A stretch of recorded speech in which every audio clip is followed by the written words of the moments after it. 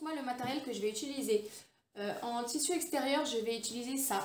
Donc comme vous le voyez, c'est des petites chutes de tissu que j'ai assemblées pour obtenir un seul morceau de tissu. Donc ça, je vais m'en servir comme tissu extérieur et je vais mixer avec ça. Donc moi, je vais couper en plusieurs morceaux. Après, vous n'êtes pas obligé, vous pouvez couper dans le même tissu, hein. Un seul morceau de tissu pour le tissu extérieur. Moi, c'est juste que j'ai envie de mixer plusieurs chutes de tissu ensemble. Mais je vais vous montrer, aussi la façon la plus simple si vous coupez juste une seule fois dans un seul morceau de tissu. Il vous faudra un tissu pour la doublure. Donc moi, j'utilise un bête tissu de doublure en polyester. Il vous faudra une fermeture éclair d'au moins 30 cm. Donc moi, la mienne fait plus que 30 cm. Donc c'est pas grave, je couperai l'excédent. Et il vous faudra du thermocollant pour entoiler le tissu. Et ensuite, le matériel habituel, mètre à mesurer, épingle, ciseaux, machine à coudre. Donc je vais commencer par tracer le schéma du patron pour que vous voyez les mesures que j'utilise. Donc je commence par tracer un long trait qui va mesurer 35 cm. Là, je vais venir tracer deux petits traits sur les côtés qui vont mesurer chacun 4 cm. Ensuite, je reviens vers l'intérieur et je trace deux traits de 5,5 cm.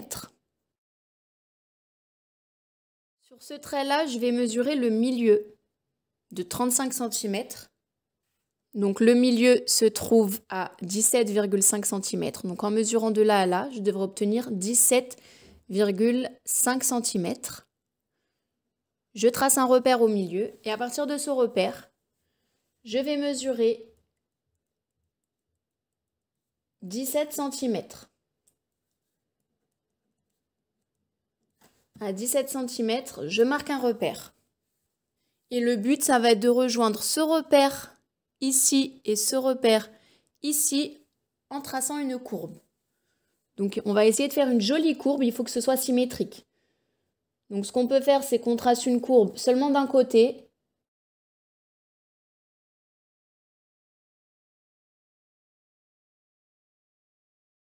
Et ensuite, quand je vais découper cette partie-là, je vais la reproduire de ce côté-là. Donc je vous montre.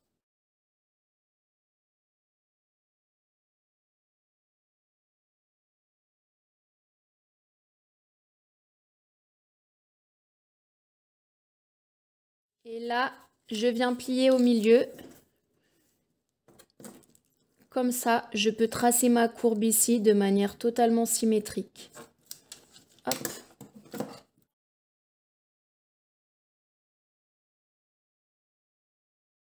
Et voilà, donc là j'ai mon patron. La ligne du bas, c'est ce qu'on va couper au pli. Donc, au pli du tissu. Donc en fait, notre tissu va être plié en deux. Et on va poser le patron, donc avec cette ligne-là, contre le tissu plié, de telle sorte que en dépliant le tissu, on va obtenir ça x2, comme ceci. Donc de toute façon, je vais vous montrer en taille réelle ce que ça donne. Donc je vous montre pour ceux qui veulent couper dans un seul et même morceau de tissu. Donc vous voyez, on a cette partie-là qu'on doit mettre au pli. Donc là, ça veut dire que je vais plier mon tissu. Et donc comme vous le voyez, j'ai le pli à ce niveau-là. Donc là, je viens poser mon patron comme ceci. Je viens épingler et je viens couper tout autour. Et ensuite, quand vous allez déplier le tissu, vous obtiendrez ça de manière symétrique. Donc moi là, je ne vais pas le faire parce que je vais couper dans plusieurs tissus différents. Mais je vais quand même vous montrer. Donc je commence par plier mon patron en deux. Et je vais couper tout autour. Juste à ce niveau-là, je vais laisser une petite marge. Vu que je vais devoir assembler deux parties ensemble.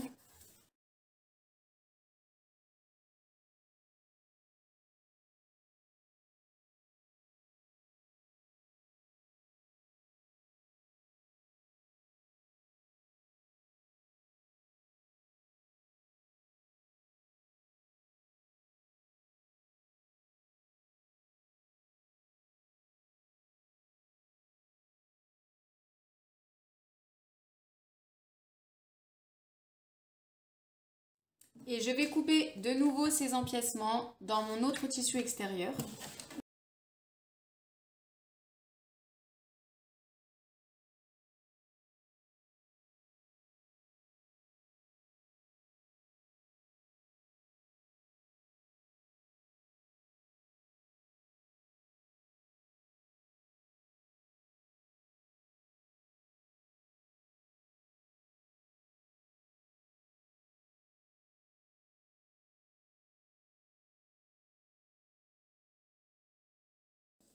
Voilà, donc là j'ai tous mes empiècements que je veux assembler.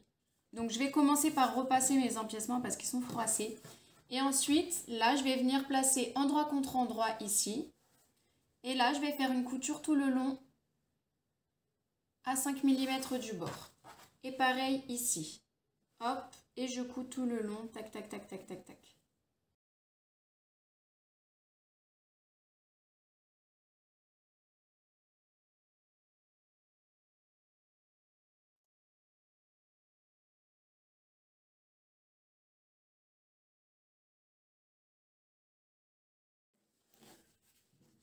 Donc là, ce que je vais faire, comme j'ai une marge de couture ici qui est gênante, je vais ouvrir la couture comme ça et je vais passer le fer à repasser pour écraser les coutures. Alors malheureusement, ça n'a pas filmé. Là, ce que j'ai fait, c'est que j'ai pris mes deux empiècements, je les ai placés endroit contre endroit et j'ai épinglé tout le long du long côté. Puis j'ai cousu à 1 cm du bord. Donc voici mon empiècement extérieur cousu. Et donc là, pareil, je vais écarter les coutures et je vais écraser au fer à repasser. Et je vais couper cet empiècement également dans du thermocollant. Et je thermocollerai donc ce tissu extérieur sur mon thermocollant.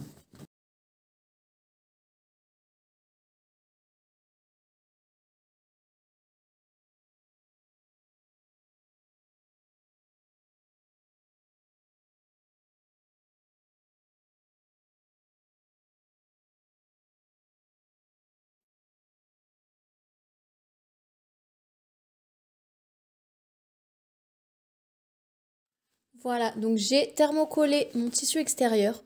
Donc si vous ne savez pas comment poser du thermocollant, je vous invite à aller regarder la vidéo qui va s'afficher juste ici. Vous pouvez cliquer juste ici. Une fois que c'est fait, je vais couper le même empiècement dans ma doublure.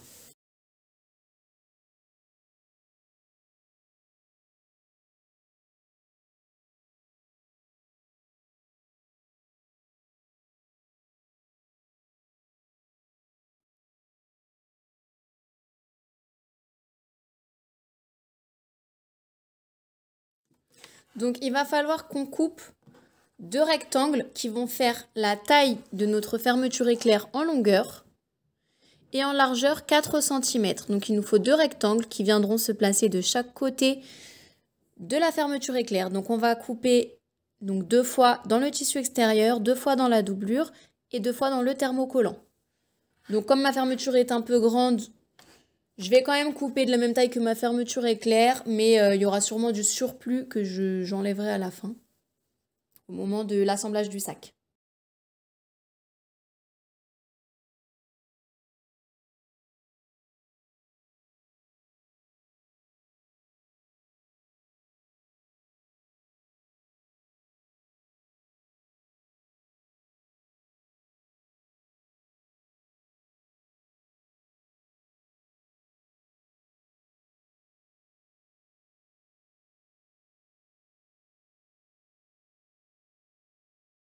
Voilà, donc comme vous le voyez, j'ai ma fermeture éclair ici.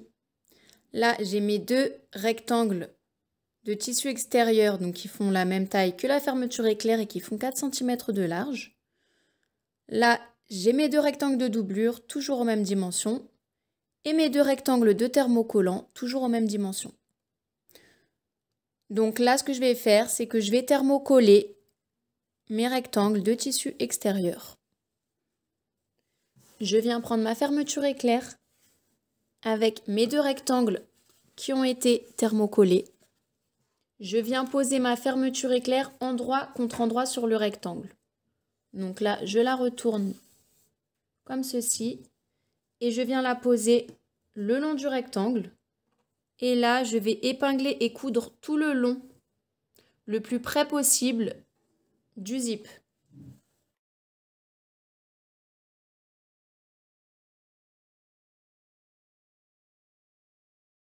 Donc là, je vais faire ma couture le plus près possible du zip qui est ici, ce qui me donnera ça une fois cousu. Et je fais la même chose avec l'autre rectangle. Je vais aligner ce bord libre contre ce rectangle.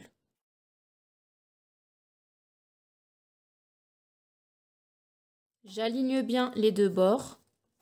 Et pareil, là, je vais faire ma couture tout le long.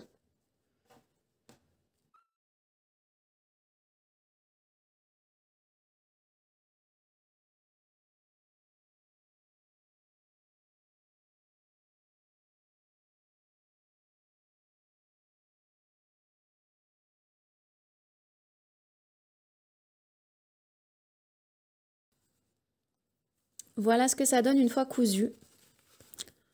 Donc là, je vais venir surfiler, donc au point zigzag tout le long, parce que vous voyez le tissu il s'effiloche.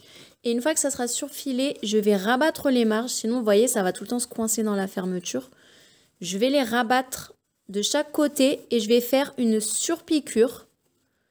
Donc ici, tout près du zip à 1 mm, dans le but de venir en fait plaquer les marges de couture et qu'elles soient cousues pour pas qu'elles viennent m'embêter. Et donc je fais ça des deux côtés.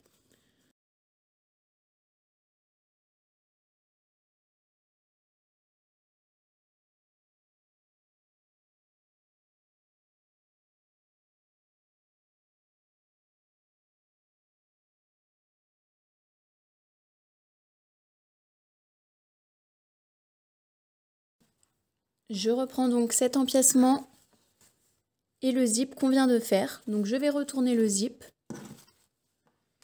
Et là, je vais attacher les deux petits côtés sur les deux petits côtés ici. Donc je viens poser comme ceci. Si ça dépasse un peu au bout, c'est pas grave.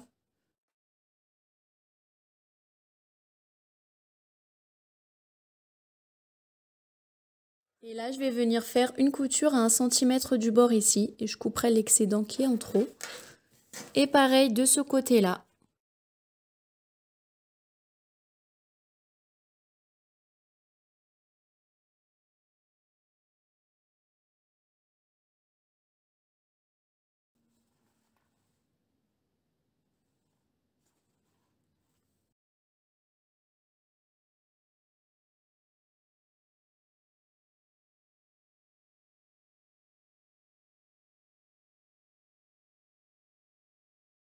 Faites attention à cette étape-là si vous avez une fermeture de plus de 30 cm. Moi, j'ai quand même dû enlever ça.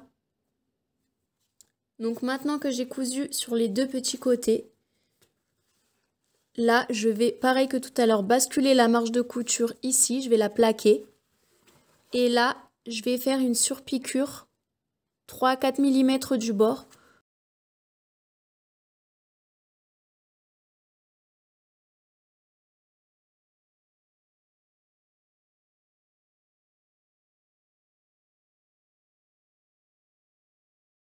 Donc maintenant, je vais aligner la courbe avec le bord ici. Tout le long, je vais épingler. Je vais coudre à 1 cm du bord.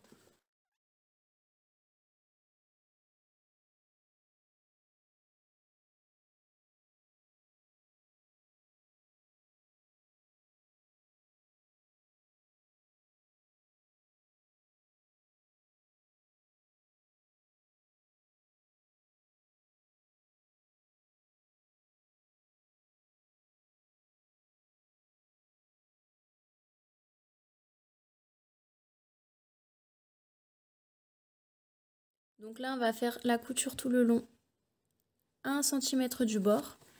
Et on fait pareil de ce côté-là. Donc avant de coudre de ce côté-là, on n'oublie pas d'ouvrir la fermeture éclair pour ne pas se retrouver bloqué.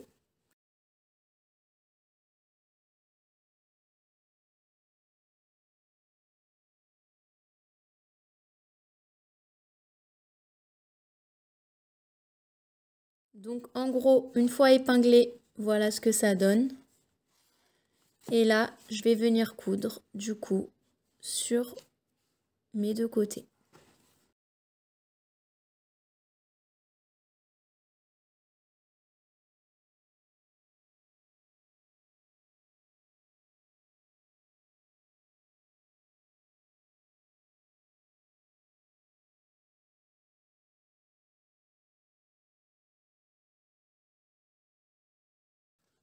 Donc voilà ce que j'obtiens. Donc là, je vais venir cranter les courbes. Donc c'est-à-dire que je vais couper juste avant la couture. Par contre, il ne faut surtout pas couper la couture, hein, on fait bien attention. Donc là, vous voyez, j'ai coupé, je me suis arrêtée juste avant la couture. Et on va faire ça à peu près tous les centimètres. Ensuite, je prends mes empiècements pour la doublure et je vais faire la même chose. Donc je vais prendre mes deux grands rectangles de doublure et je vais venir les aligner directement sur la courbe de mon empiècement principal. Donc j'épingle tout le long et je couds à 1 cm du bord. Donc je fais ça des deux côtés avec les deux longs rectangles.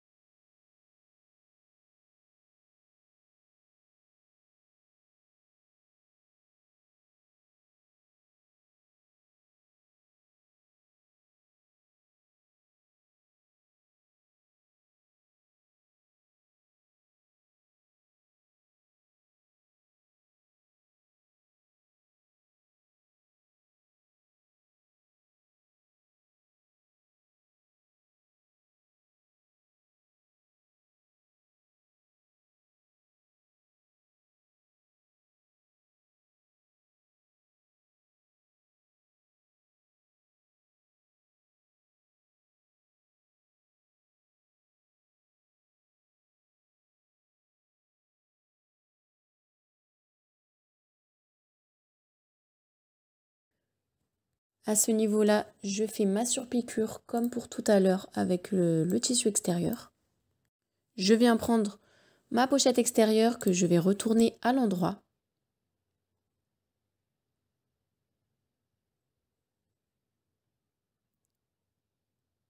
Et ma doublure que je laisse à l'envers.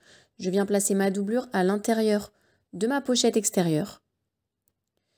Et pour fixer ma doublure à l'intérieur, ce que je vais faire, c'est que je vais replier le bord de ma doublure tout le long de la courbe. Je vais replier vers l'intérieur pour pas qu'on puisse voir le bord brut de la doublure. Et je vais épingler ce pli tout le long de la pochette, puis faire une couture.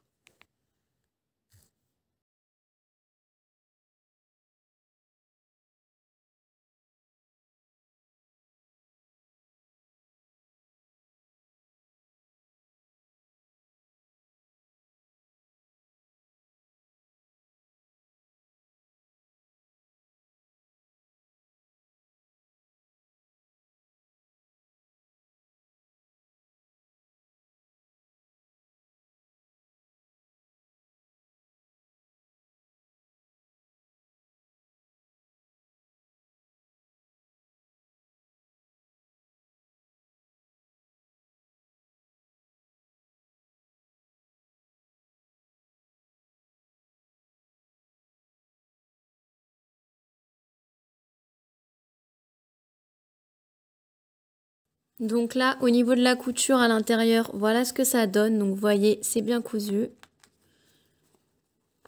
Donc on a une petite surpiqûre qui est visible ici. Du coup, avec la machine à coudre, vous ne pouvez pas descendre jusqu'en bas, hein. Donc là, si vous voulez coudre ici, vous voyez, là, il va falloir coudre à la main. Donc avec une aiguille, ici, comme ceci. Tac, pour fixer les côtés. Donc à la machine, en général, je peux commencer à partir de là, je fais le tour et je m'arrête ici. Vous voyez, j'ai ma couture qui s'arrête ici. Et donc ça, sur les côtés, je vais coudre à la main pour bien fermer ma doublure.